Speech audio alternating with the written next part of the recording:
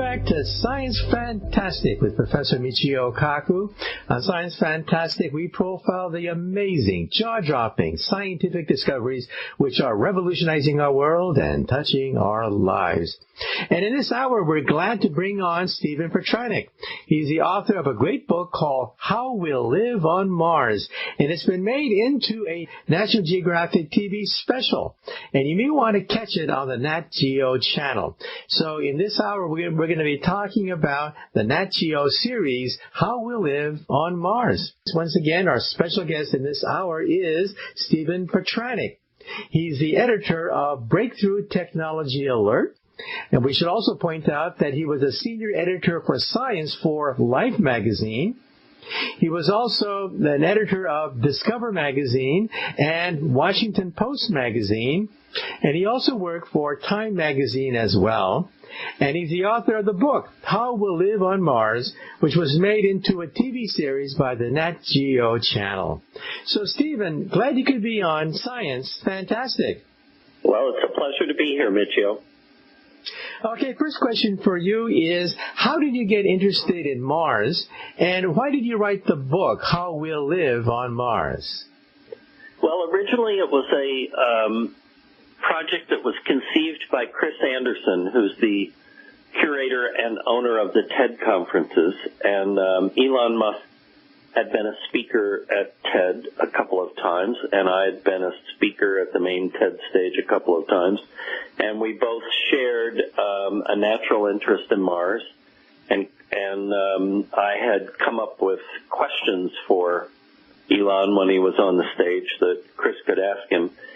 And Chris wanted to start a hardback book division for the TED conferences, and he made a deal with Simon & Schuster to publish about 10 books a year. And the idea was that they would be something you could read in one afternoon that would go into much more depth than a typical TED Talk.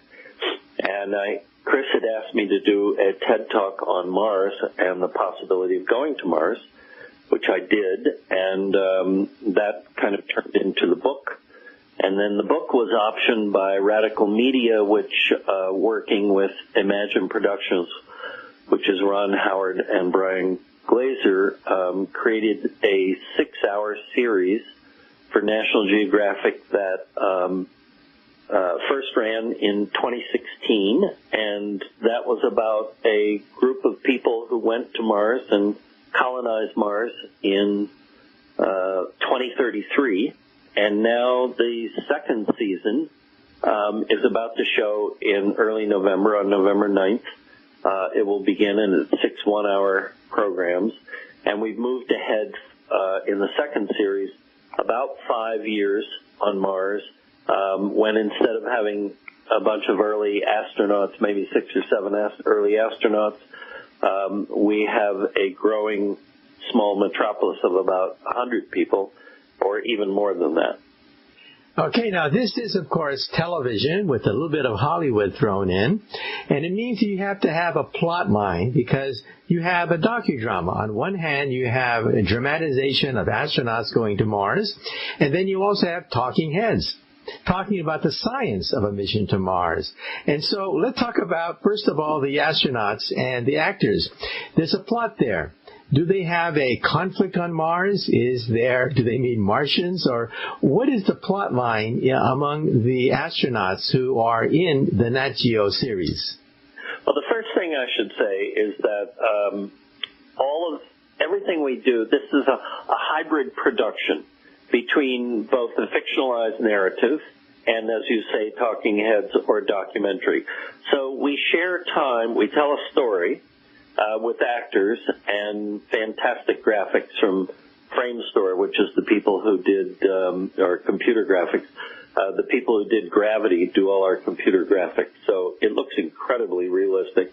Plus we built millions of dollars worth of sets, full size, for the actors to act in on Mars.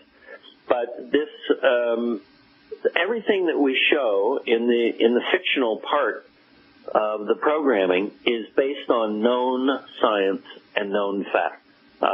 It is not conjecture, other than perhaps what the habitats might look like, but it's based on actual known information about what we know about the space program and our abilities to live and act on Mars. But in the first season, we have 6 astronauts who run into all kinds of problems as they set up a base camp on Mars.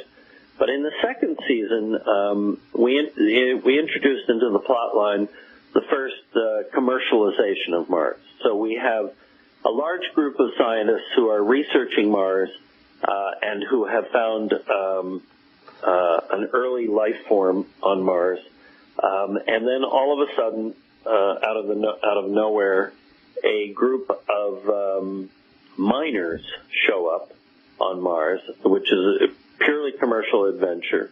And what they're mining for is water, because water is the most essential ingredient of life wherever we go in the universe, at least as far as we know about life. And they're looking for water, and they're mining for water, and they're doing it independently of the scientists at their base, and the miners have built their own base on Mars. And there are conflicts and tensions that arise between the two groups, and also, as would probably be true in any Martian experience, they find that in the end, that by cooperating with each other, their survival is assured. And if they don't cooperate with each other, their survival is questionable. Okay, well, of course, this is commercial television we're talking about. So is there a love plot? Do we have entanglements of astronauts as they argue with each other and compete with each other and become rivals? What happens to the dynamics among the astronauts? Yeah, we have all of the above. We have a beautiful romantic entanglement, and the obvious result of most human interactions in such situations, which is a pregnancy. And that becomes kind of a focal point in several of the episodes. We have all kinds of power arguments back and forth.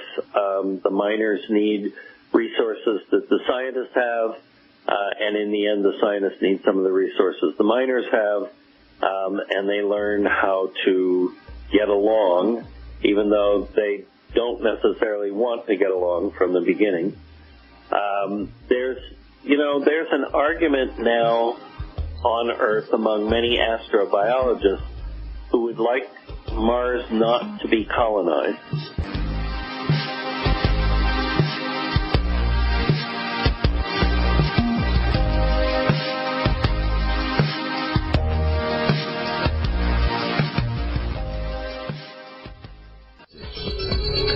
Welcome back to Science Fantastic with Professor Michio Kaku. With us today is Stephen Petranek, and we're talking about his book, which has been made into a TV series, How We'll Live on Mars. Catch it on the National Geographic Channel. It's a little bit different from the usual science show because it mixes professional actors playing astronauts going to Mars with talking heads, myself included, who appear on the Nat Geo program. So before we continue, Stephen, let me ask you a personal question. You've been a senior editor at Life and Washington Post and Time. What got you into science writing? What got you into that? I was a science nerd from a kid, from a very early age. I built a darkroom when I was 6 years old, and I was developing my own film.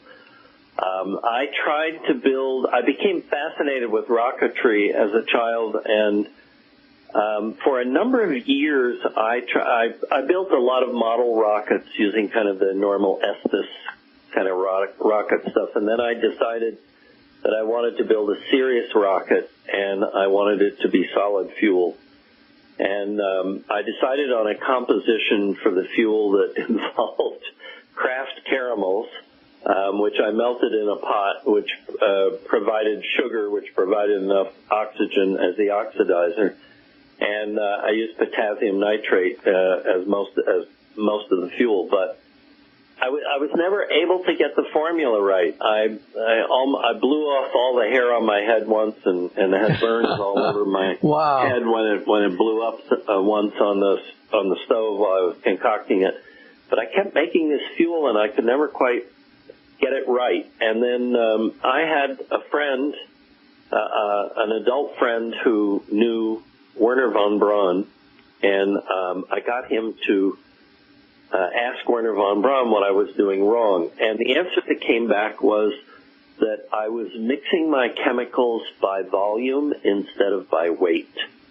And when I mixed them by weight, I developed the most amazing solid rocket engine that and sent a number of rockets heavens knows where, but because I never found them. They went very high and very fast. And the fuel actually worked. But I developed a very serious interest in rocketry and science as a kid, and I built flying model airplanes and stuff like that. And then when I was 14, I began because I wanted to be up there on the rocket or in the airplanes. I started taking glider lessons. You can actually get a glider's license at 14, but I wasn't successful at getting that. But when I was 16, I got a powered private pilot's license and have been a pilot ever since. So if it's in space, if it's in the air, I'm interested in it. Amazing. And then how did you get interested in becoming an editor at Life magazine, at the Washington Post, at Time magazine? It was entirely by accident. I started out, when I was an undergraduate, I started out as a math major and finally hit a wall in math that made me feel like that wasn't going to be a lot of fun, and transferred to be a chemistry major, and then I was a physics major.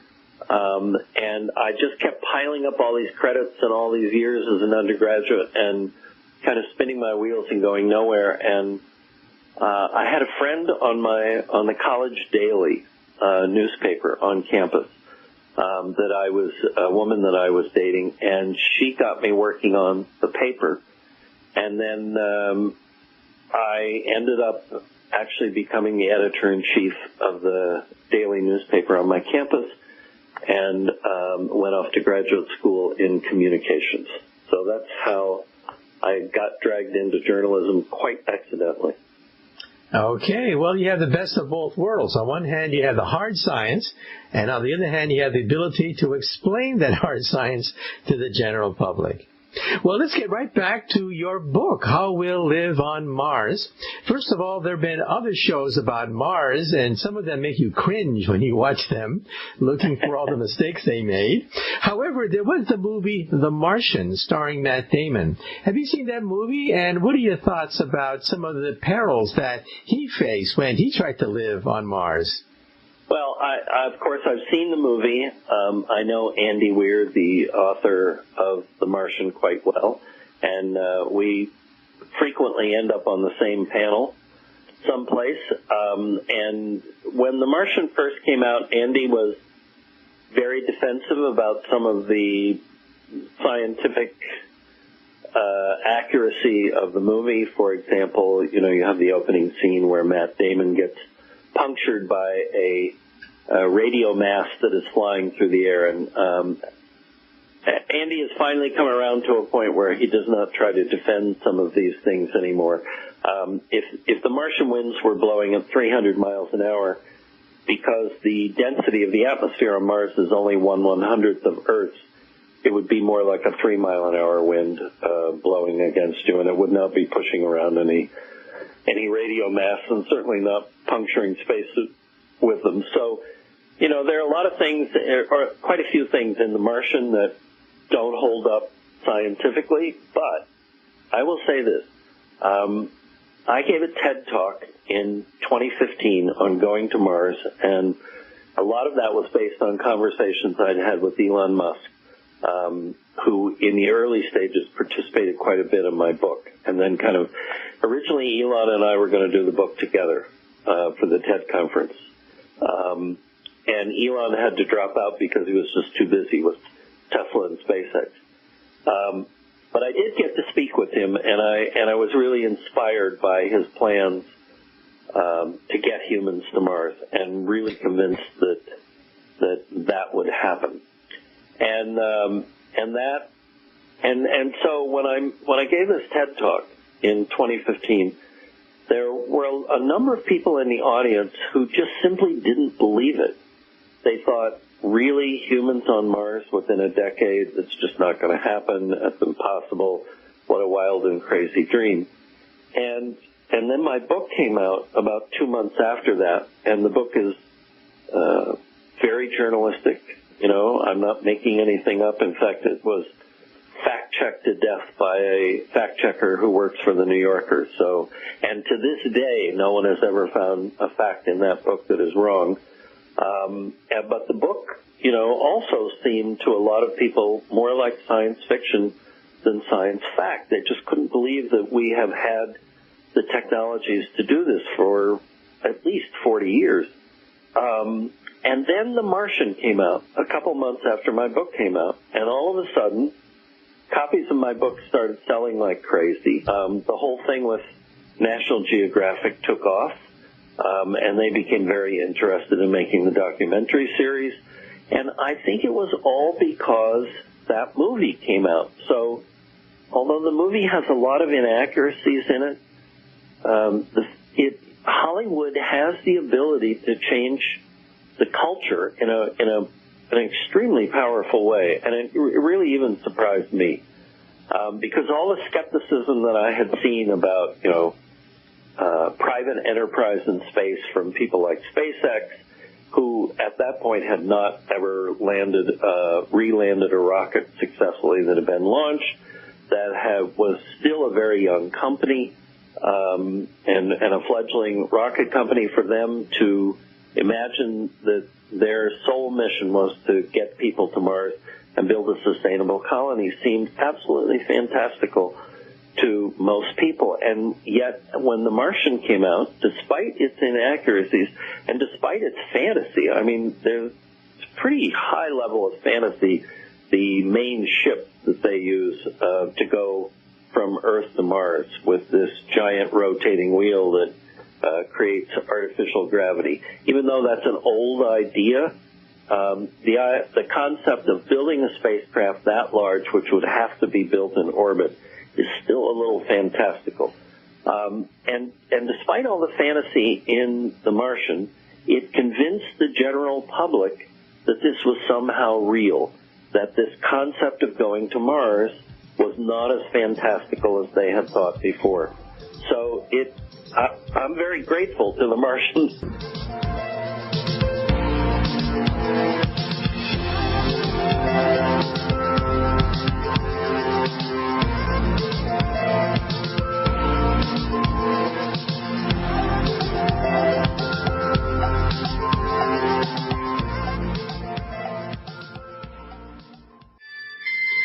Welcome back to Science Fantastic with Professor Michio Kaku. In this hour, we're talking about a book called How We'll Live on Mars, written by Stephen Petranek, now made into a TV series on the National Geographic Channel about Mars.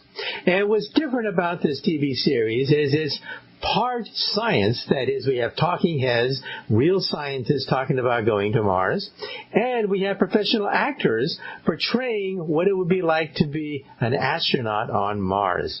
Well, you talked about Elon Musk, and he has plans to go to the moon with the BFR rocket, a new rocket that he's designing, which is really designed to go to Mars. Now, NASA, on the other hand, wants to build a lunar orbiter called the Gateway, and from there go to Mars. Now, Elon Musk seems to apparently want to just jump to Mars and bypass the moon. So in your TV special, you have competition between the astronauts and miners. So here you see a competition between NASA and a billionaire who is literally building his own moon and Mars rocket, who may want to simply jump to Mars and bypass the moon. What are your thoughts about this rivalry? Well, I think the rivalry is real, but it's also more cooperative in a very quiet way than people may imagine. For example, had NASA not offered SpaceX, which was an extremely young company at the time, the opportunity to build a resupply vessel, the Dragon spaceship that goes atop the Falcon rocket. Had they not offered them that contract to resupply the International Space Station, I think their dreams of going to Mars would have been realized a number of years later than they will be. That Crew Dragon capsule that resupplies the International Space Station will probably next year, for the first time, carry astronauts from a United States rocket to the International Space Station. We've been reliant on the Russians for a number of years now to use their Soyuz ever since we canceled the space shuttle program, and we've had no way of getting. The United States has had no way of getting a human off the surface of the Earth, and that's about to change with SpaceX's Crew Dragon capsule. And that whole Crew Dragon capsule learning curve is very applicable to the rocket that SpaceX intends to build to get people to Mars, and it's a great stepping stone for them. The thing that's difficult to understand is why NASA would want to go to the moon anyway. They have built one of the largest, most powerful rockets in the world, the Space Launch System, and that system actually can be built into larger and larger stages, so it's even more powerful. They've got a rocket for the first time that can actually get humans to Mars. It could literally get humans to Mars tomorrow. They've got a capsule to go on top of it called the Orion, which is really kind of an Apollo on steroids that can hold 7 or 8 astronauts, would probably hold 6 going to Mars.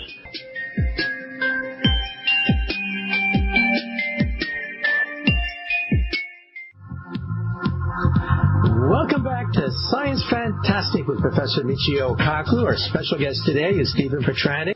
Well, in your TV series, you mentioned the rivalry between two groups. One, the official group of astronauts that landed on Mars, but a second group of miners, and there's a certain amount of friction between these two groups. Now, in reality, we seem to have two parallel routes to go to Mars. On one hand, we have NASA with the giant SLS booster rocket, planning to build a moon station, an orbiter around the moon. And then we have Elon Musk saying, why bother with the moon? Let's just go to Mars with the BFR rocket. So what are your thoughts about, will there be a compromise? Is there going to be a single mission to Mars? Or will we have, like in your movie, two separate missions to Mars, one of them commercial? Well, I think, first of all, I think eventually you're going to see 5 or 6 different companies and countries try to get to Mars. We should notice that the Russians have announced that they plan to land a human on Mars in the 2030s. The Chinese have announced that they plan to land a human on Mars in the 2040s. Blue Origin, Jeff Bezos' new rocket company, is building the new first-stage booster engine for what has been known for many years as the Atlas V, which is one of the most successful launch rockets in history. It's had more than 50 flights without a failure in a row, but unfortunately it was using Russian rocket engines, which Elon Musk, as the CEO of SpaceX, was quick to point out to Congress when he was trying to get American commercial and military launches for the Falcon 9.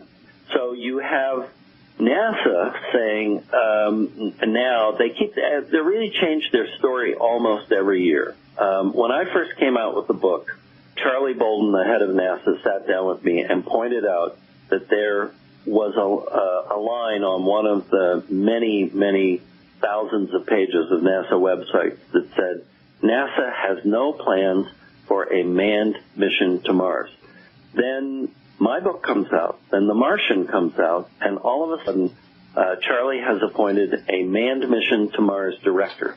I don't think he had any staff, but all of a sudden NASA had recognized they better start talking about going to Mars because it was such in the zeitgeist, especially from the movie The Martian. And then all of a sudden there was this talk about going to the moon first, which doesn't really make any sense. If you go to the moon, and NASA's plans, as you say, is go to the moon, build this orbiting space station around the moon, and maybe a station on the moon itself, and then build a rocket in orbit that would then go to Mars. So the moon would become kind of the gas station and the staging area for a mission to Mars. The moon is 250,000 miles away. Mars is 250 million miles away. Mars is 1,000 times farther away than the moon. Although launching from the moon with significantly less gravity than on Earth, although there's still a lot of gravity as far out as the moon. The Earth's gravitational field stretches quite far. Launching from the moon just adds to cost and complexity, and building a rocket in orbit around the moon is still something of a pipe dream. So when you look at NASA's plans carefully, what they say is they can take the Orion capsule, put it on the SLS launch system, send it to Mars in the late 2030s, and do kind of an Apollo 8 mission, loop around Mars, and come back to Earth. Well, I can almost guarantee you that SpaceX and its BFR rocket will land on Mars long before NASA goes and simply makes an orbit around Mars and comes back. The truth of the matter is that we no longer need governments to get into space. The cost of a space launch is coming down so quickly, it's really stunning. The typical Atlas V launch, you would have to pay $250 million to launch a telecommunications satellite into geosynchronous orbit from United Launch Alliance, which is a kind of a consortium between Boeing and Lockheed that operates the Atlas V system. $250 million. SpaceX comes along with Falcon 9 to put the same satellite into the same orbit for $60 million. Completely disruptive of the whole space launch system anywhere you look, including the Ariane 5 or any of the Russian rockets. Far, far less than anybody else ever chose. Now they can recover the first stage booster and have recovered several first stage boosters. Okay, well, let's take another short commercial break.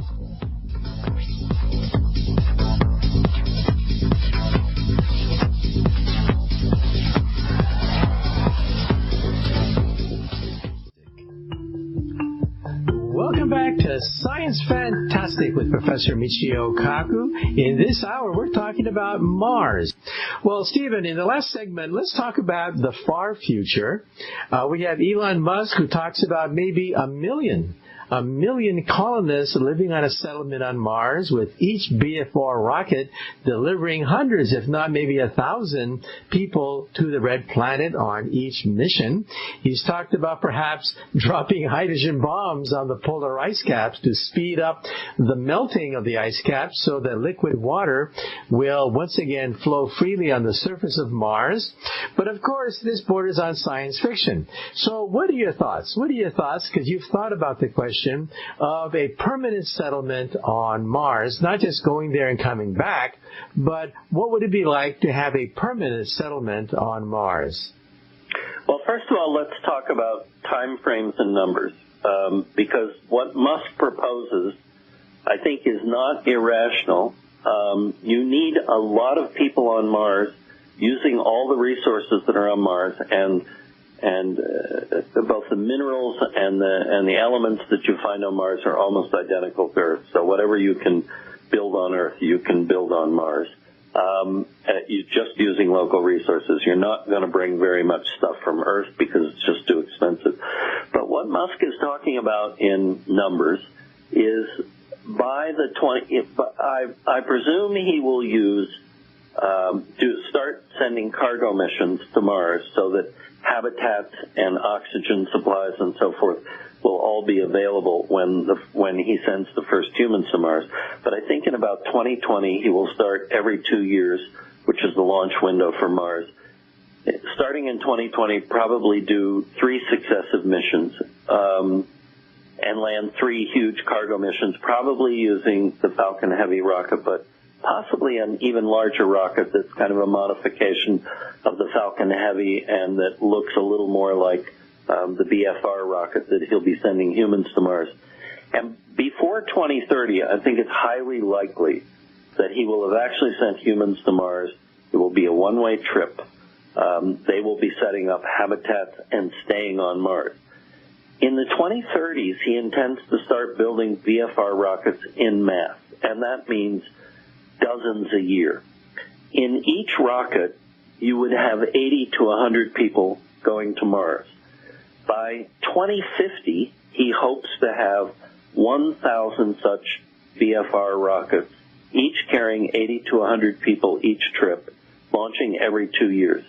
So by 2050, you could possibly have 1,000 rockets, 80 people in each rocket, that's using a conservative number, 80,000 people arriving on Mars every 2 years. It does not take long to build a civilization of 1 million people, if that's true.